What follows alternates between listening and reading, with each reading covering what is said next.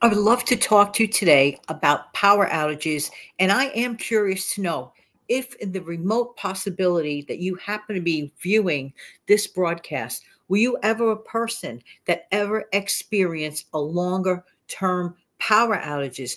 We would love to hear your authentic tips and tricks that got you through those days. Hi, good morning, good afternoon, good evening. This is Jan. Welcome to another episode of a Save Money More with Jan channel episode, and let's talk about longer term power outages. I want to see something if this video clip works, and I'll be right back.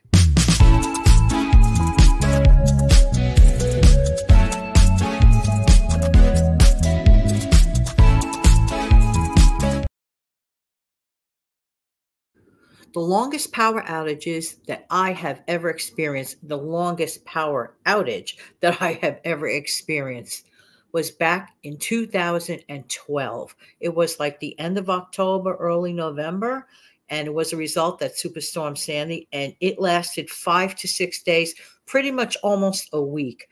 I have to tell you, not fun at all. And to this very minute, I am so glad that my mom and I were prepared. Now, my question to you, if you experience a longer term power outage, like let's say beyond 24 hours, beyond 48 hours, even if it's 3 days, what did you do to get yourself through it? So, okay, now I didn't have this back in 2012. I don't think they were around in 2012. I just had a simple radio. We had a simple transistor type style radio from back in the old days when that other company that had the letter Shack in the name of their word, we had given away a few as gifts that year. People were so grateful. But this is the one that I use. Okay, now. Okay, so even if you have like a personal power outage, for example, let's say there's an electrician working on your building, your home, your apartment, and the electricity is going to be off. You can hang on to those things. So that's just number one. There's so many gizmos on here, including the crank. I like to keep it always charged up. I check it all the time. I would like to play some of the features for you, but because of the powers that be, I cannot do that. But trust me on this, doesn't have to be this brand necessarily, but definitely look for something. There's something that people forget whenever there's an emergency situation. The idea of an emergency is you're not going to get a written invitation. You're not going to expect it unless it is a planned power outage. We will turn off the power in your neighborhood, for example, on Wednesday for 4 hours because of some construction issue. I don't know. I'm just making that scenario up. But if you know in advance, that's a little different as opposed to, 1 minute there's light, next minute there isn't. Okay. And you're like, what? Okay. All right. So always try to be prepared. One of the things that people never mention is that people start getting nervous and they panic immediately when that happens, even though they may be prepared. May I offer a word of advice, especially, first of all, this should be all the time. If you are living with a senior, and especially a low vision senior or anyone in your family that may have low vision, not the greatest, please, by all means, always make sure that your floors are cleared, that you have complete, as I think the word is called egress, if I'm not mistaken, that a person can get around without worrying about tripping on a toy or an object or a thing, okay? But even for people who have regular vision, and if there's stuff all over the place, let's say it's 7 p.m. and the days are growing shorter and the days, it grows darker earlier now. Okay, already like really can tell. Then when we move the clock again, it gets very, very shorter days, especially like let's say in the Northeast. I know like at the end of November, early December, literally like whenever my birthday is, like unfortunately the bright days go bye-bye by 4:30. Not a fan. Not a fan. Really important to make sure that your floors are clear. So if that happens and people can't see anything, okay, that is not good. And they're possibly going to trip, stumble, or heaven forbid, fall. And a serious fall, especially for a senior, is never, ever good. So this is a preventative method that nobody ever really talks about or mentions. I just thought I'd mention that to you. So have your emergency radio. Water. Once again, I'm going to bring up water. Okay. I mean, you might think, well, I could go a little while without water. Yeah, very little. Not that long. Well, I don't feel thirsty. It doesn't matter if you feel thirsty or not. Human body needs to have water. So please, please, please, I don't care if you have to buy a little bottle every single day. If that's the only way you could gain access to it, you do that. Or if you store it, be sure that you stay on top of it and always make sure you have the, best possible scenario for that. And not only just for drinking, which is the main reason, but also for cleanliness and cooking, for example. It's really, really important. It's important to have like entertainment, okay? If you like to read books or magazines, well, then you have to step out of your home or apartment and get natural light and not use up all your battery stuff. In my honest, okay?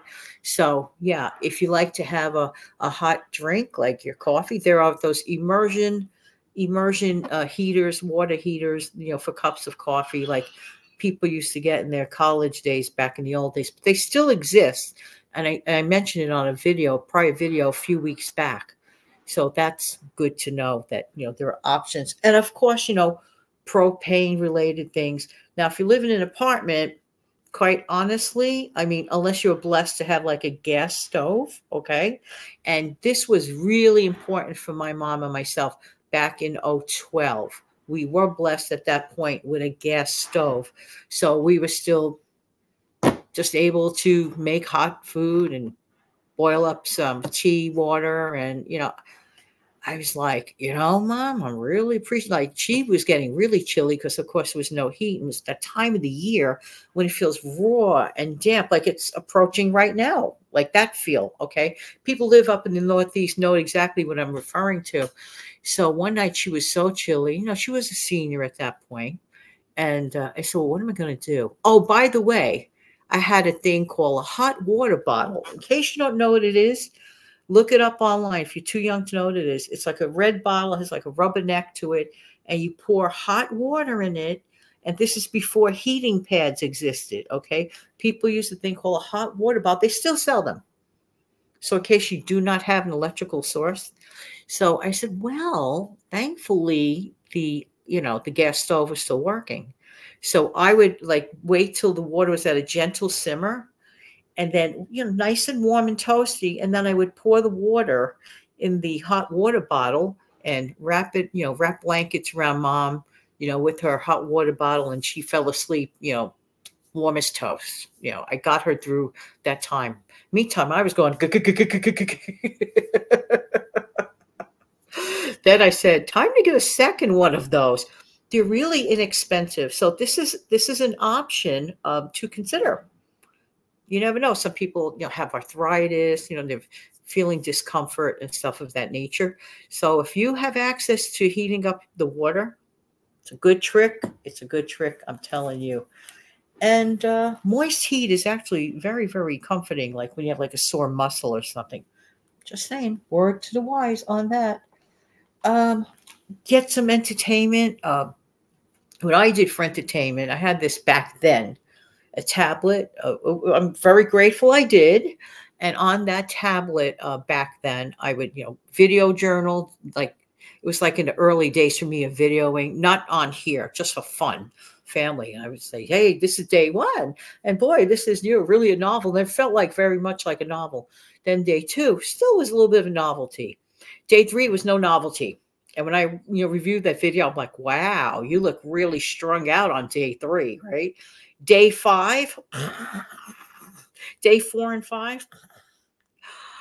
Okay, so, it's good to have something. And of course, a power bank. And I actually myself, make a note of it, Jan. Get a power bank, a new one. Had one, need a new one. Get a power bank so that, you could, keep your little plugins available when you're used to, using devices. We today are so used to being, quote, plugged in. We just are. We're so used to being plugged in that, like, seriously, like, really, when we're not, like, yeah. So these are, very important, situations and thoughts to consider. Um, Let me see. Like I said, another thing to, step out of your home or apartment during the daylight. Try to maintain a little level of normalcy. There may be like a general outage, not just like the electrician is shutting off your electric for a day or so type thing. No, but like when the whole neighborhood or area, you want to maintain. This is important for just the general thing. Step out, talk to your neighbors. Maybe they have some tips or tricks. Maybe there's a tip or trick you could check. That's why I'm doing this video. If there happens to be someone who has experienced a longer term power outage, please take a minute. We really appreciate it. Any advice, tip, or trick that has worked for you. It may be something somebody reads and remembers, hey, wait a minute. Back in so-and-so's video a while back, I remembered a tip or trick. And for the person that's viewing and loves that tip or trick, screenshot it, keep it, or write it down yourself, or just make sure you make a note of it.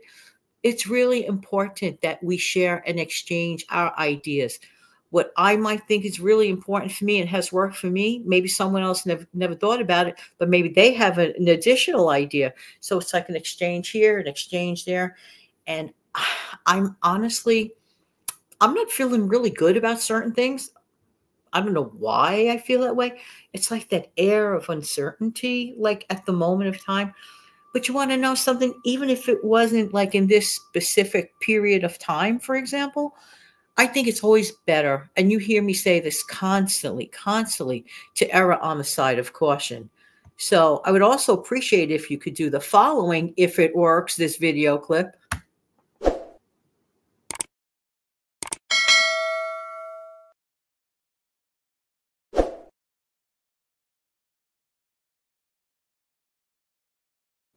Look at that, look at that, look at that. I cannot believe that video clip worked. Am I kidding myself? Yeah, it really worked. Let me see if there's anything else that I may. So make sure you have some, entertainment, even, a deck of cards, solitaire. That's something, it's something you could, notebooks. I'm looking at my trusty notebook. You know what I love about a notebook? I'll tell you what I love about a notebook. It doesn't require batteries. Batteries not needed. Hello. Something goes out, power goes out, notebook. Let's talk about cash. People say, well, what do I need cash for? Well, if you're relying on your ATM, no power, not going to work. That's just that simple. If you're relying on, paying for something and everything's down, not going to work. Got to have cash. You got to have cash. And this is when sometimes people could get like beyond ridiculous, and some people will price gouge. They just will absolutely, I'm not saying everyone does that, but there are some that will. So make sure that you have smaller bills, okay? For what it's worth, make sure you I'm not saying keep $1 gazillion. I'm saying make sure you have like some at least petty cash on hand as a go-to. And of course, something that people, mention, just have a bag available that you could if you have to evacuate quickly, people that are very, very familiar with that, e.g. my viewers, for example, you know what I'm talking about. An ounce of prevention is worth a pound of cure. I can't say this enough, okay? We've been hearing a lot about emergency preparedness, but like I said at the top of the show, make sure at all times that your floors don't have obstructions on them. Should the power go out and you can't see, even if you normally could see, like some people have, as they call it, night blindness, like when the lights are out completely, like, whoa, it's like worse than a person that doesn't experience that. And to trip and fall, not good for senior, not good for yourself, just not good. These are easy to do preventative methods. We're not talking about huge, huge stuff here, okay? And of course, if you can have a source of heat, people do the generator thing, people that can do that, That's wonderful and that's awesome. And always, always, always speak to your neighbors. Be on, in my opinion, I can only offer you my opinion.